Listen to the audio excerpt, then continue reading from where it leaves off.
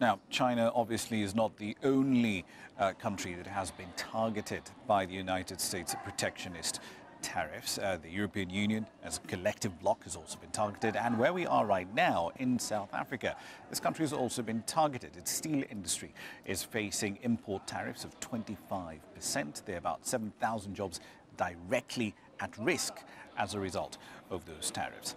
Earlier on, I spoke to Rob Davies, he's the country's trade minister. I asked him exactly how the industry has been affected and what the country's response will be. Well, there's been the Business Council and the Business Forum, and I think there's quite a number of practical business-to-business relations that have been struck there. But the discussion with the African continent happens tomorrow. And that's an innovation that actually South Africa is a BRICS member. Last time we were the chair of it, we introduced that we met with other partners on the African continent. So we will be meeting with the chair of the AU and a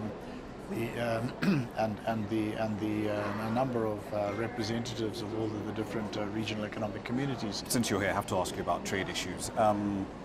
25% steel imports, 25% tariff rather, on your steel exports into the United States. There's still that lingering threat that your automotive sector might be affected. From your perspective, we haven't seen any retaliatory moves from South Africa to the US. Should we expect it? Well, actually, two of the senators in the poultry sector, Senators Cruz and Isaacson, were engaging, I think it was yesterday, with the US Secretary of State, Mike Pompeo. And they did mention that I had a meeting with both of them, and that we indicated to them that there would be a court challenge on the poultry imports that we agreed to at the time of the renewal of AGOA. And that if particularly we were taken out of autos, I think it would be a very big hole in our AGOA benefits. And I think that they made the point very strongly to Pompeo. So I think that the message has gone out that we are at this point lobbying. We are saying that we are not a source of national security threat to the United States.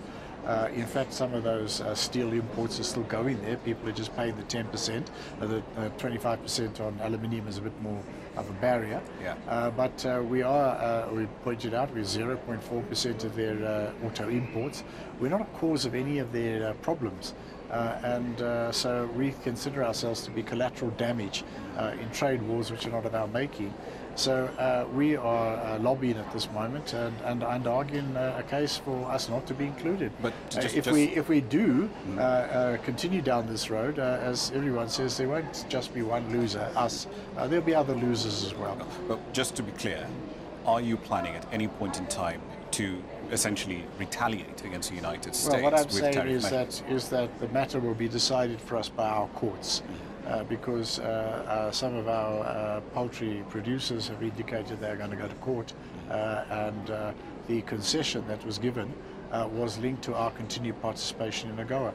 So someone will have to judge whether these tariffs, which have actually crashed through our AGOA preferences in a number of cases, and certainly would do so in a very big way in autos, whether this constitutes us being taken out of AGOA benefits.